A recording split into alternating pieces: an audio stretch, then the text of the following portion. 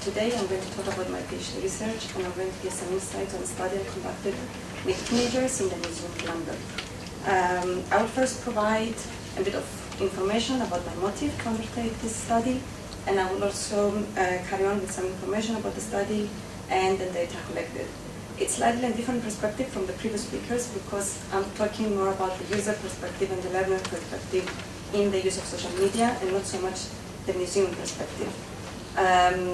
I have a background in learning sciences and also teaching young people and recently teenagers. And for me, it's always very fascinating that kids love museums. They have this natural interest, they have this excitement to go to the museums, similarly to this kid in the picture. And it's a shame that when they grow old, this interest and this excitement is sort of lost, somehow lost. And most of them associate museums with boring old institutions full of objects and too much information. So I'm sure that even in our close circle of friends and families, we can name a few people that they think that museums are not for them. They don't like museums, they never visit museums. If you can't really think of anyone, you are probably a special group of people. But in my friends, I can definitely name some. If we accept that positive experiences and attitudes are built in younger ages, then and this would bring engagement and possibly audience going back to museums when they're older, then it's definitely an important thing to create these positive experiences when young people visit museums. And despite the fact that we associate museums with informal learning, the truth is that most of young people, the only opportunity that they have to visit a museum is through schools. I'm not sure what are the statistics in Sweden, but in Cyprus, where I come from, and in UK, where I carried out my study, it's a very high percent of young people visiting museums only through schools, not with their families. So my interest was, my PhD research was motivated by my personal interest in gaining an understanding on how best to support school trips to museums. I'm drawing on a range of roles I've had over the last few years where, in my experience as a teacher, for example, school trips are an important means of introducing young people to museum collections. However, at the same time, I could see a gap between the experience that one has by visiting a museum with schools and by visiting a museum as a leisure activity. Usually school trips are teacher-led, they are highly structured, they challenge this notion of free choice learning that Falk and Birkin have talked about. Beyond these, museums can be very complex spaces. Museums are complicated spaces, even for us, let alone for young people. They are full of diverse artifacts, too much information, and highly intellectual language. And an ongoing problem for museums and schools is how to support and develop interpretation skills in young people. So, of course, recent developments in web and digital technologies and their widespread use among young people made me think that this might be the way to address these issues. So despite the excitement in the sector, the use of digital technologies is not really consistent. In fact, a recent report by the Arts Council England, the Arts and Humanities Research Council, and Nesta showed that the value and positive impact of technologies lies in growing audience size, reaching new audiences, and increasing engagement. No surprise in that, but where is learning in this? So I developed a strong interest in investigating how social and mobile technologies can shape visitor practices and learning processes and facilitate meaning-making for learners in museums, but beyond museums as well. I was more interested in the pedagogy that underpins the use of technologies in learning designs for museum learning, and my concern was to develop a research design that will allow more flexibility in terms of time and space when the learners are in the museum. And I was focusing on peer-led communication and also the content that the users were generating in the museum and how this can be used as resources for their own learning trajectory. And here, this is the main research question for my PhD study. So in what follows, I will give some information about the study, about the research design, and then I will carry on with data I collected. So it had a pre and post visit approach. It was the Museum of London was selected as the setting of the study.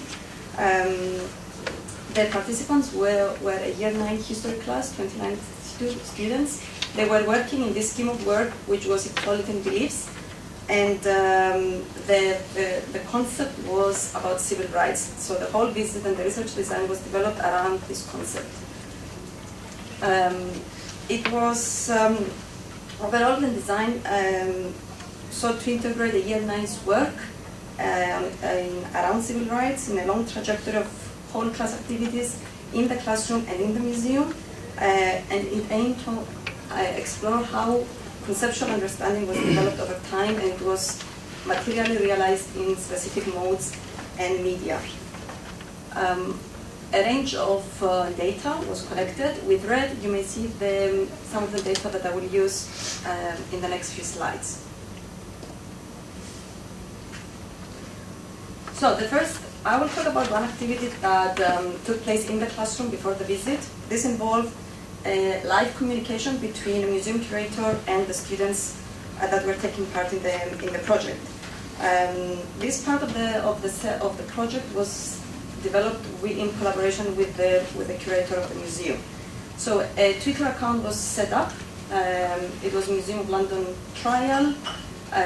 The students were using PCs, and their task was to look at the website, and they watched a YouTube clip from the museum's channel, and they were going to post some comments and some questions to the museum curator.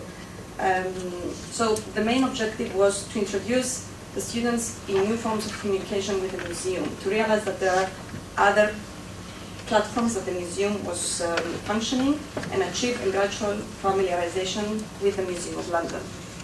So you may say that they responded with a few tweets. The students sought to get a personal opinion from the member of staff. For example, the tweet number 3. They had questions that were specifically referred to learning gains or links to the school. For example, tweet number 1. And they were very much interested in personal opinion. The tweets that were posted by the curator were very much topic specific. They were demand driven, and the curator was responding to questions that the students were asking. And he was using "our" in his replies, showing that he was representing the museum. So after the visit, I asked some of the students what did they think about this communication with the museum, and 3 things emerged. The first one, demonstrated in this quote, the student says that it assisted in the preparation of the visit.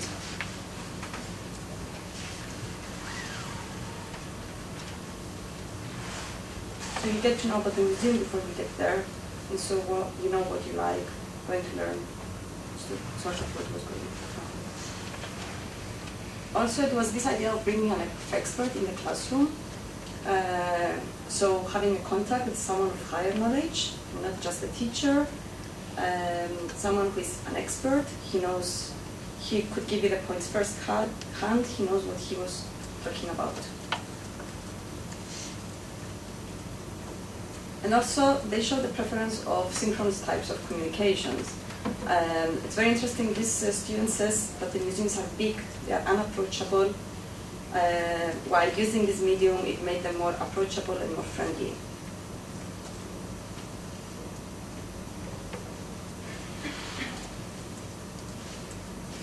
So I will now move on to the actual visit. So what the visit involved, there were 8 groups of students in 3s and 4s. They had an iPhone in groups, or 2 iPhones, depending on the size of the group. They had a worksheet, but so the students actually had a predefined trail that they had to follow in the gallery. Each group was in a different space of the gallery, and then they, up to a certain extent, they were quite flexible in choose objects that they were interested in around the topic of civil rights. The learning objectives was actually to investigate an inquiry. That, for example, was what kind of how people change the societies they live in. So all the inquiries were related to the overall topic. They were using Twitter, and they had to communicate this knowledge and understanding to an audience, to their classmates. So they did respond to this task. All the tweets, in total 78 tweets, were related to the museum visit and then discourse around their experience.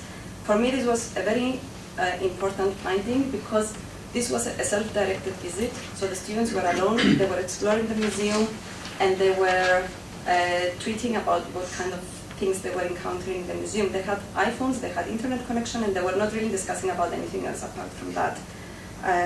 They did not always talk about civil rights, but it was about their experience. So I would like to show you some of the quotes that I got during the interview, actually. So they were comparing, they were asked to recall the visit, and they were comparing past visits and this visit.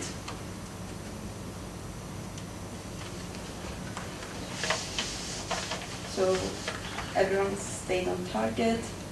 Then another thing was that it was quite clear that they had an invisible interaction among the participants. So the tweets actually worked as a recommendation system. When they saw this, their attention was directed towards specific objects, and they wanted to go and find it. Also, this girl says that she couldn't find it. They couldn't find this image, Black Panther, and when they saw the tweet, they realized where it was, or they learned about it. So there was this idea of the interactions creating an opinion space. So we could see how people were talking about objects, their opinions. With technology, I saw in the second one, I saw a lot of people write down some really good ideas, and the technology helped them get their point across. And it created this space where multiple opinions could be heard. Also, they were feeling that they were connected. As I said, they were not in the same space. So they were feeling that they were connected to their classmates, they were staying in touch, they knew what was happening we kind of know what was there without being there.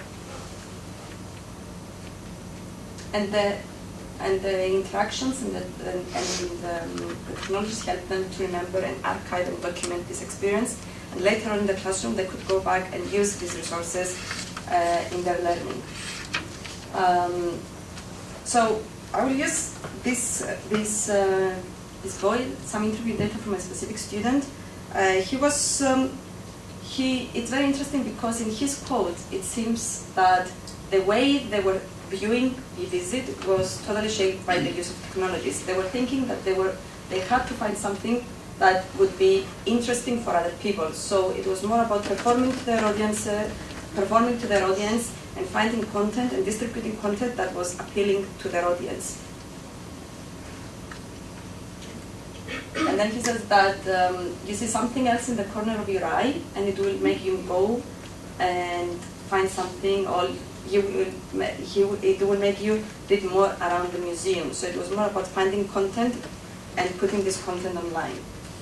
I'll skip this because I'm running out of time. So in terms of the findings, it was striking for me actually that they perceived the aim of the visit as finding objects that are interesting and appealing to other students. They were performing to their audience and distributing content. The tweets and the pictures they were generating, it was a way, it was a means to communicate their meaning making in this trip. And a very popular activity was posing by the exhibits and taking pictures. There was something really social in this activity. The selection of objects, it was partly the theme, the civil rights, but they were also, it was very much driven about their personal interests, their prior knowledge, and very much the technologies created this serendipitous browsing. Also, it allowed reflective interpretation in and beyond the museum. And I mean, my conclusion is that the social and mobile technologies could be used in museum learning for bringing the experts in the classroom and for customizing a trip. For example, you could collect these questions that the kids were asking to the curator and make and plan the trip. Of course, sharing the experiences and enhancing the social dynamics of the visit. as a teacher, and the teacher was very much interested in documenting and extending this experience beyond the museum. So use the resources in the classroom, and of course for enjoying the visit that sometimes we do forget about when we organize formal learning programs. Some thoughts that I would like to leave you with. I mean, the mobile is one element of the visit experience, but it's more about the pedagogy and more about the design of the learning experience with the use of technologies that are the key elements. And when we try to integrate technologies in a school trip, it's good to take into account how users shape practices associated with specific technologies. It was very interesting because the practices and the established ways that they were using the technologies outside the school and in their daily life really shaped how they were viewing the visit and how they responded to the visit. For museum people, and because it seems that young people are increasingly visual and they are very much interested in visual mode, we should incorporate visitor behaviors and integrate these increasingly visual digital environments and practices. If we want to keep the encounter and not add complications to the visit, let's opt for applications that students are familiar with, and they're not going to complicate the whole setting and the whole experience. And also, I'm very much fond of the technologies as a way to design serendipitous browsing and serendipitous associations. And I will finish. I think the museum was actually quite good because we get to use the iPhones and stuff. I think that the trip was very fun. We had a lot of time to enjoy and look at all the different features of the museum. Did you enjoy using Twitter on your work? Yes, it was very interactive with the team. It was really good. The technology and all that it was cool, yeah. Yeah, I actually enjoyed it. It was really good, especially using the Twitter. So, yeah. Overall, what would you give it as a rating? I'd give it a 9 out of 10.